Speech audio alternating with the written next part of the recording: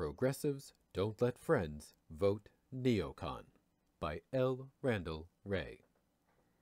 The drumbeat is quickening as Hillary surrogates insist that Bernie supporters fall in line. Bernie's chances are said to be hopeless. Continuing to run only plays into the hands of truly despicable Republicans. And forget about trying to pressure the Democratic Party's establishment to let Bernie play a role in formulating the convention's platform. That also would just play into the hands of the Republicans. Time to unite behind Hillary and let her move further to the right. No more talk of revolution, of trillions of dollars of new spending, of significant increases to the minimum wage. Let's talk about Hillary's issues.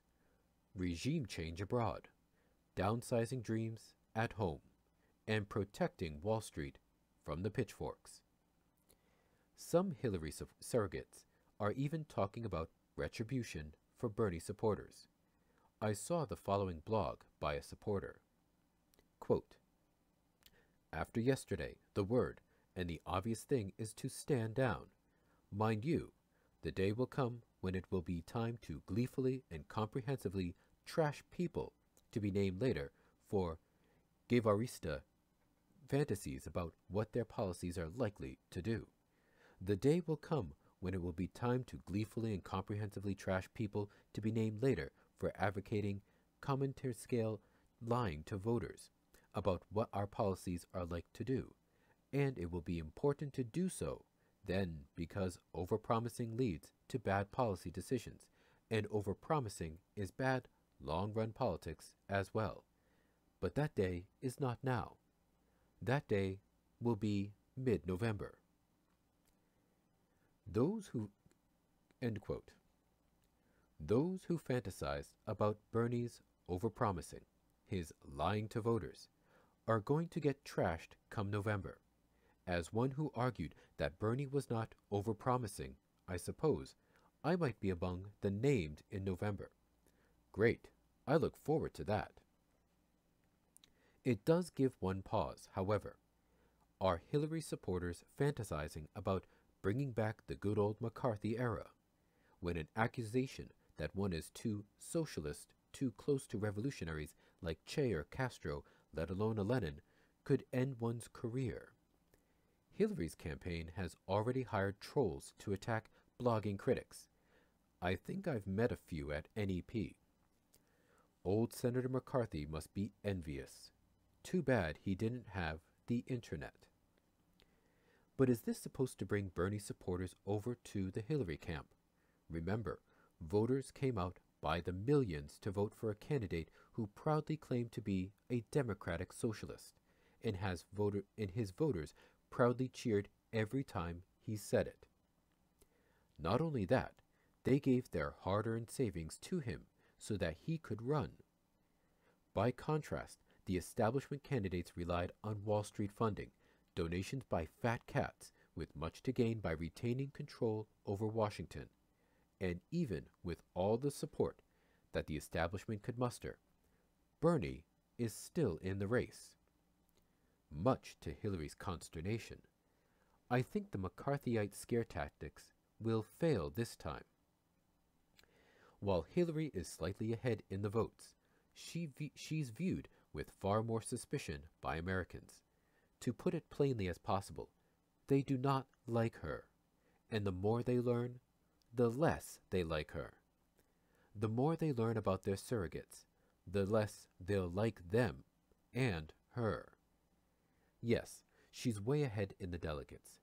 She was awarded a quarter of all the delegates before the campaign even started.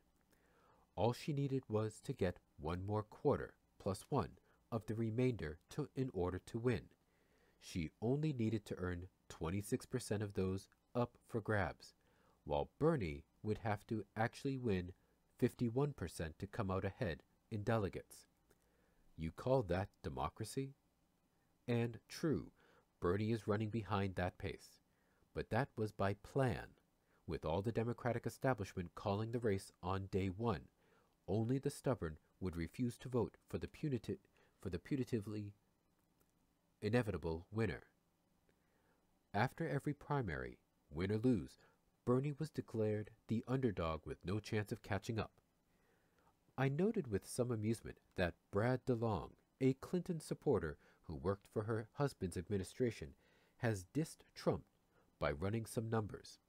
Quote, Donald Trump collects only 40% or so of the vote from the 15% or so of the adult population that votes in Republican Party primaries, and polls tell us he is massively unpopular with the bulk of American adults. End quote. Okay, true.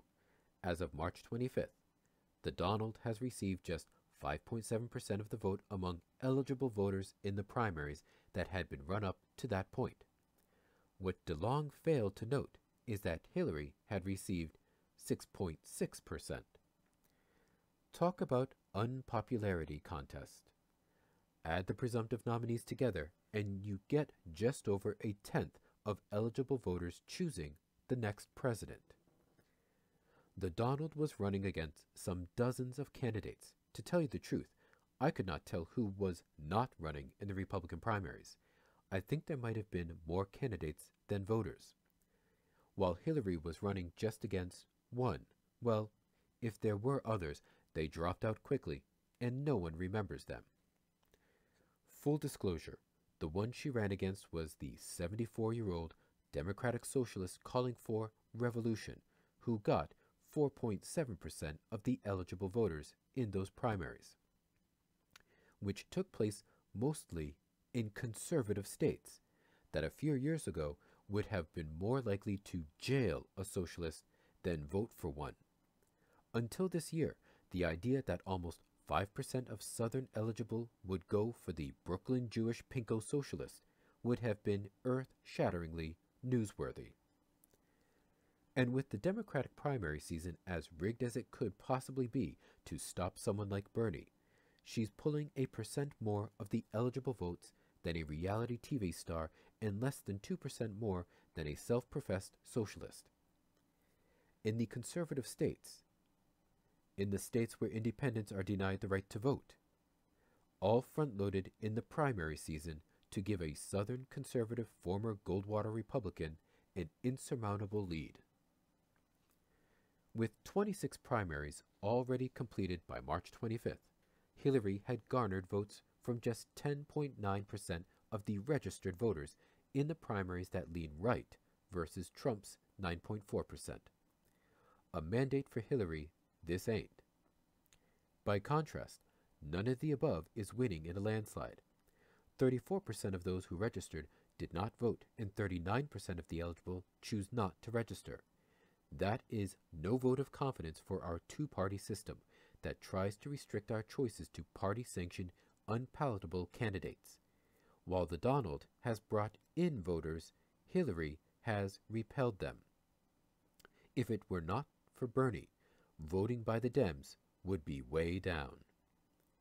I was also amused by DeLong's takedown of those who pander to populists by promising that which he claims cannot be delivered, and he argues the populists point their fingers at imagined damage done to them by the mainstream Democrats, deregulating Wall Street and shipping jobs abroad through NAFTA and by ignoring Chinese currency manipulation. Now, the first of these happened, and it has played a huge role in producing the boom-bust cycle followed by stagnation that we now find ourselves in. It was a Clinton deal. Bill and Bob and Larry, all of them presumed advisors to a presumptive Hillary administration. And while I side with DeLong in criticizing the second two claims, I don't know many Bernie supporters who make them. NAFTA had little to do with loss of America's jobs, but a lot to do with destruction of Mexican agriculture that pushed migration to the U.S., and the accusations against China amount to little more than red baiting. Still, I find it curious that he neglected to highlight the Clinton role in what he identified as true problems. Quote, financialization and making profits by convincing investors to bear risks they should not on healthcare administration and making profits by passing off to others the hot potato of actually paying for care and treatment for the sick, on making profits by getting paid for locking up 2% of our young men for terms so excessive as to be cruel, albeit not, alas, unusual." End quote. All of which have Hillary's hands all over them, especially the incarceration part. But one should not forget that she supports financialization of health care through mandating private insurance over actually providing health care through universal coverage. So here's the question. Can a progressive let a friend vote for a neocon?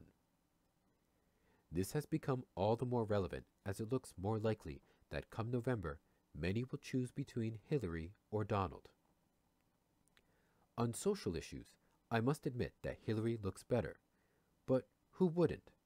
The Donald, for reasons only known to himself, has decided to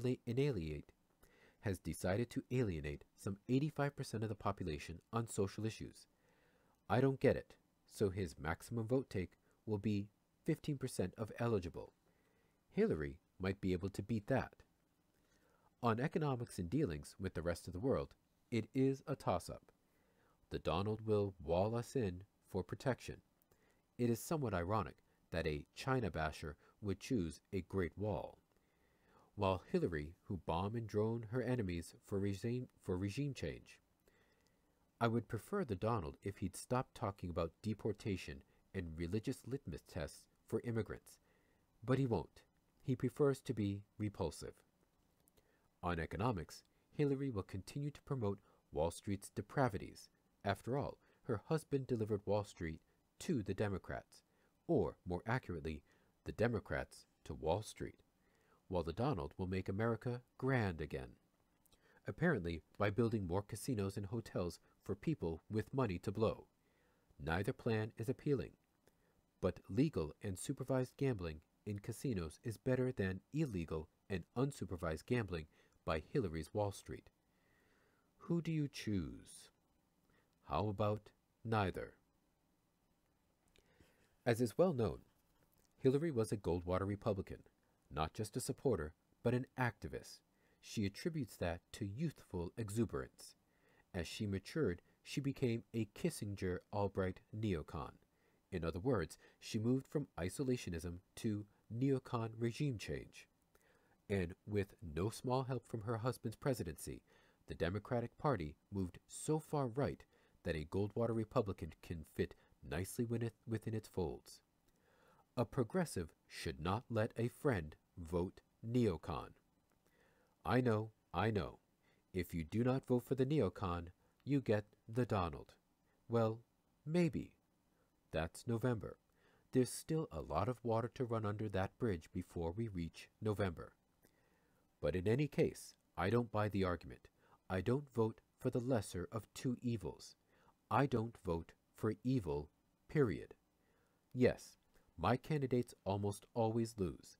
I voted for exactly one winner in my life. I don't regret any of my votes, even though that one winning candidate turned out to be a huge disappointment. All the winning candidates that I did not vote for were even worse disappointments, and my expectations were understandably low. I would not have felt any better had I voted for winners, Obama 2012, Clinton twice, Carter or LBJ, nor if I had voted for losers, Kerry, Gore, Dukakis, Mondale, or Humphrey. Yes, I voted for McGovern. I'm precisely the type of voter that the party establishment has tried to disenfranchise, to ensure that the party never again makes the mistake of running someone who leans toward peace and progressive policy. I'm not a loyalist. I cannot be trusted to vote the party line. I do not accept the argument that progressives have no choice but to vote for neocons. If you settle for lesser of evils, all you will get is evils. I do have a choice, and so do you. As the great philosopher said, it ain't over until it's over. And it's deja vu all over again. Floor Fights, 1968.